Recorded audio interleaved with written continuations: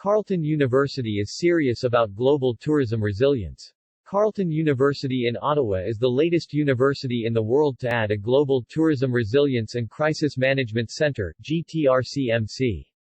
The founder of this widely recognized global initiative is Jamaica's Minister of Tourism, the Honorable Edmund Bartlett. He earned the nickname of a Global Tourism Minister.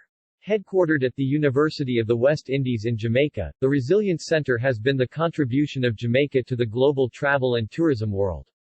The centers had been extremely active throughout the COVID-19 pandemic, and through several hurricane disasters in the years before the pandemic.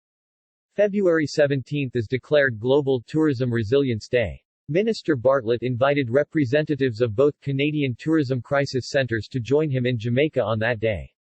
Jamaica's Prime Minister Andrew Holness recently called for the declaration of February 17 as Global Tourism Resilience Day.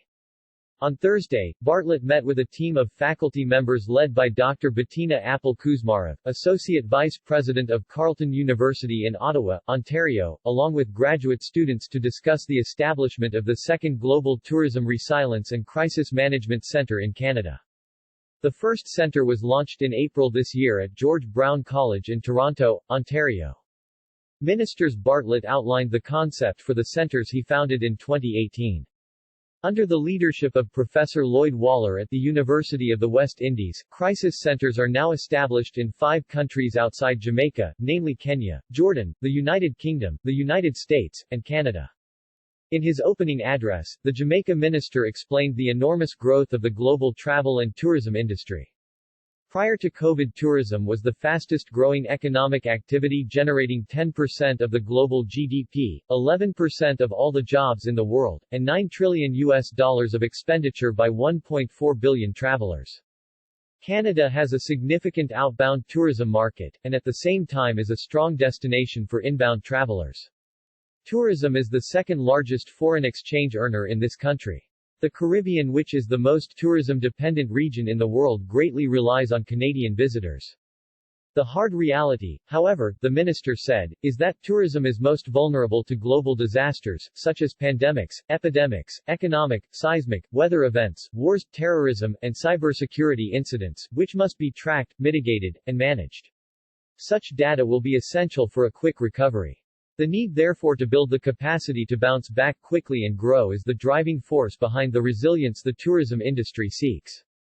Some large and economically strong countries already have this capacity, but the vast majority of tourism-dependent countries, especially SIDS which are super vulnerable, have little or none. The centers, therefore, will become the repository of ideas, best practices, research, and development of tools to assist countries in tracking and observing disruptions, mitigate, manage, recover, and do so quickly this is necessary to thrive. The academic rigor required can best be found in universities and institutions of higher learning, which are also heavily populated by young minds ready for innovation, inventions, and the creation of new and appropriate technologies, systems, and methods to respond to this critical imperative, which will enable the sustainability of our planet, people and tourism, Bartlett explained. This is why the center is located in universities in 6 countries so far and is slated for 8 more in the next 6 months. Bulgaria, Greece, Spain, Japan, Botswana, Namibia, Rwanda, and Maldives will open new global tourism resilience and crisis management centers. An additional 3 new centers are also scheduled for the Caribbean. They will be located in Barbados, Curaçao, and Belize. Minister Bartlett was seen handing over a copy of his book on tourism resilience. The book is a compendium of scholarly articles by academics with an introduction from the former UNWTO Secretary-General, Dr. Talib Rifai. It also includes a special chapter on Jamaica's COVID recovery strategies. E-Turbo News is an official partner of this global movement.